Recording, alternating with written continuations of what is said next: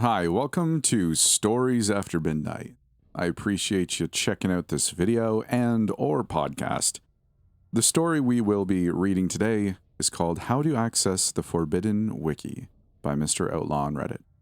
I hope you enjoy. We all love Wikipedia, don't we? A seemingly endless source of information, all consolidated on a well-formatted, visually pleasing website. And despite what your teacher might tell you, I can guarantee you that just about nobody's trying to rewrite history pages with false information. Nobody has time for that, nor does anybody care enough to do it.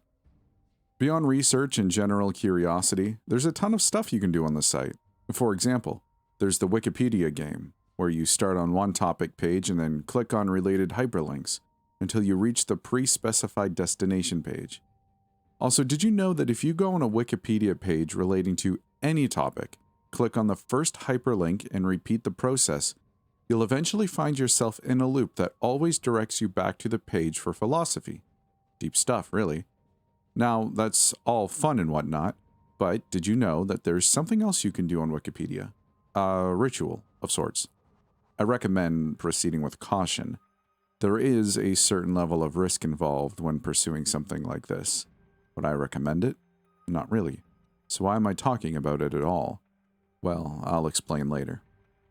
This is what you'll need. A device with internet access, preferably something mobile like a laptop or smartphone. Make sure that none of your personal information is stored on this device. If it's a smartphone, take out the SIM card, delete all your contacts, social media apps, photos, etc. This is not an optional step. Internet access, preferably public like a library or a large crowded coffee shop. Obviously not so feasible right now, so I'd wait until the virus dies down. You can also just use your home internet. Not recommended, though. A weapon, bodyguard, vehicle. Optional, but also not at the same time. You'll only need these things for reasons I'll explain later, but more often than not, you won't be needing these things. 15 out of 100 times, I'd say. Still better safe than sorry. Try and pack some heat. Here's what you'll need to do. Sit down at a library, coffee shop, university campus, or any place with public Wi-Fi. Start off by visiting an extremely popular wiki page, for example, Michael Jordan, World War II, Elon Musk, Google, etc. Now here's where you gotta exert a bit of brain power. You're gonna have to traverse from this popular page to an obscure page that has hardly been seen at all in comparison. But don't go searching up something like creepiest Wikipedia page or most bizarre Wikipedia pages and try to get there. If those pages are on a list, then they've probably received a lot of traffic. You'll need to find a page about something truly unknown or inane, like some unheard of Romanian folk singer from the 1960s who only released 2 songs before dying in their 30s or something. Doing this is harder than you might think. The page truly has to be something that very few people are aware of or would bother to learn about.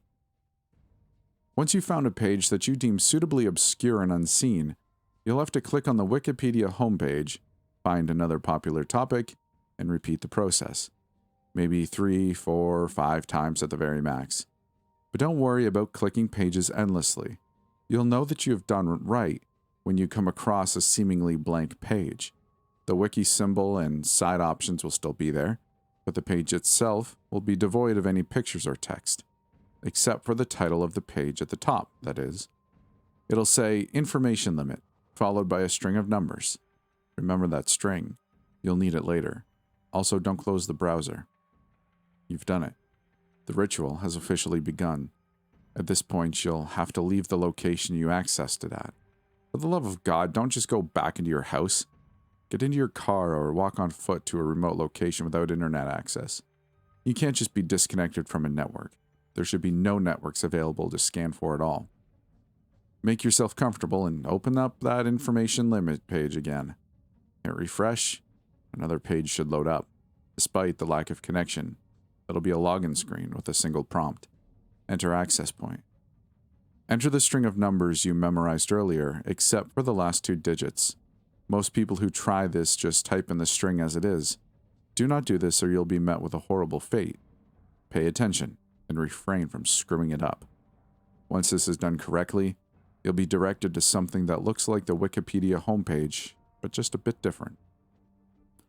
Now, I'm not quite sure what kind of site this is, or where it even originates from. A lot of people just call it the Forbidden Wiki, myself included. I need to note something of great importance here. If the page that loaded up is not in English or whatever language that you originally accessed it from, then click off immediately and go home. You shouldn't try and subject yourself to any of the images that may pop up on the pages you visit. They aren't meant for you, aren't meant for human perception. If you glance upon these images, you'll end up with a fate worse than the one that you'd get if you entered the entire string into the prompt. And that one is bad to begin with. You're curious, but don't take the risk. But if the page is the language you recognize, then go ahead and proceed. You'll notice that the Wikipedia symbol will now be a bit different than the one you're familiar with. It might be a different shape, a different color, different symbols, perhaps. More often than not, it'll look more ominous, more sinister, I suppose. You need to keep in mind that the articles and topics you might stumble across on this site do not exist in our world. They are not something we need to be worried about. Don't stay up at night thinking about what you'll see. As far as we need to be concerned, they're not real. From this point, you have free range to explore as you please, somewhat. Be sure not to look at more than around 15 pages, spending less than a minute on each. If you linger around forbidden knowledge for too long, they will know you're looking, and they'll be sure to look for you as well. This is information that you shouldn't be privy to, and they'll make sure it remains that way. And who are they exactly? Anybody who has a solid answer to that question likely isn't around to divulge it. Just know that they are not from this plane of reality, that they possess far more strength and knowledge than you could ever imagine. Don't think you'll be able to evade or, God forbid, try and fight back against them. Even the most decorated government field agent who's been through hell and back wouldn't come close to succeeding. Humans that try and overstep the boundaries of what they're supposed to know are nothing but pesky bugs that need to be exterminated to them. Or in the worst case, bugs that need to be made an example out of first. Don't be too scared. Like I said, just don't linger on any page for too long, and don't visit too many. If you do this, you'll more or less be able to bypass their detection. But don't think this means that you're somehow getting the best of them. You need to read and analyze these forbidden articles for upwards of hours before understanding what they truly mean and the ramifications of their existence in the multiverse. With less than a minute of exposure, you'll only be able to gain a surface-level understanding of the subjects at best, and they hardly care about that.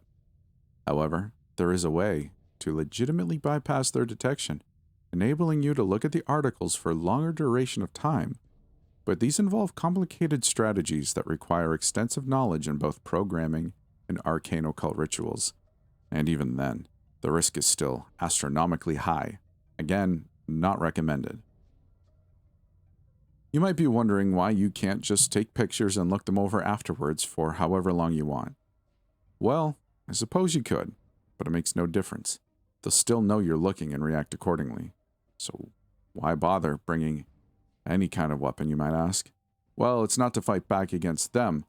Like I said, that's a fruitless effort. No, these weapons are for the lurkers. Sometimes, if you're unlucky, around 15% of the time, like I said, your mere digital presence on the Forbidden Wiki will alert them to your location, and it's something that can't be helped. But even though the lurkers aren't in any way affiliated with them, they do have comparable goals. They don't want you looking at that information either, but unlike them, the lurkers don't want you to have any kind of awareness of the subjects at all. You won't be able to anticipate them. They might fall out a tree if you're in a forest. They might step out of a dark corner if you're in an abandoned building. They might crawl out of a lake.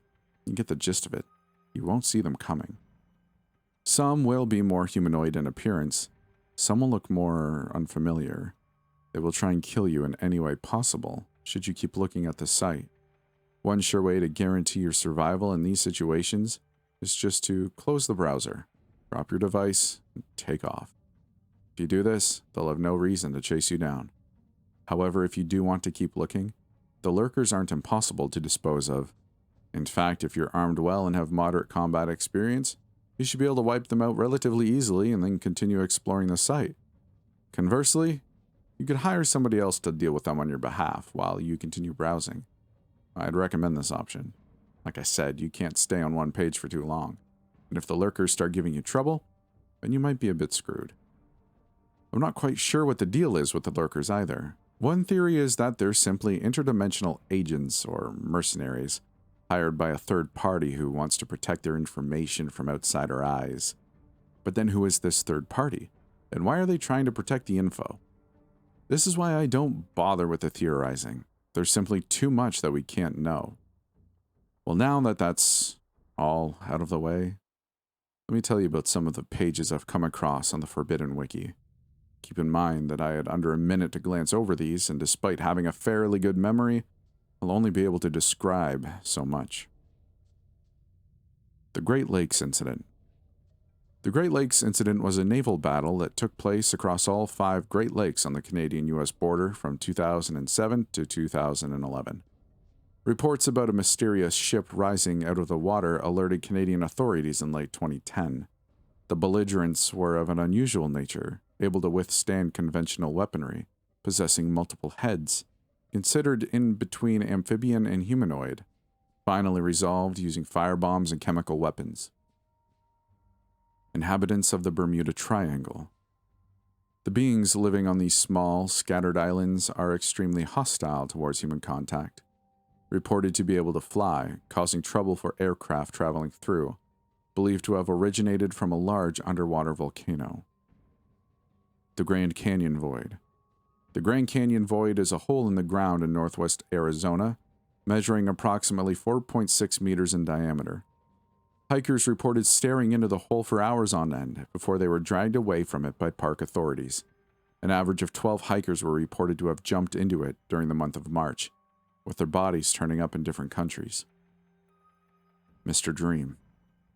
Mr. Dream is an Australian DJ from Perth. His self-proclaimed style is known as infernal trance. People at his live shows have been reported to experience moments of incredible euphoria before disemboweling each other in the crowd. The manhunt is ongoing, with his latest show reported to have occurred in June 2019 at an underground venue in Paris. The Aykroyd Mansion. The Aykroyd Mansion is a large estate located on the outskirts of Houston, Texas, belonging to the Aykroyd family. Famously known for being the founding members of the cult known as the Dawn of the Collapsing Moon, 77 attempts have been made to infiltrate the house, resulting in 587 officer casualties. Only one known member of the Aykroyd family has been neutralized.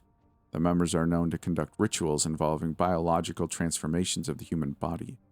These creatures react in accordance with lunar cycles, exhibiting the most violent tendencies when the moon appears early in its first quarter. Channel 51 News.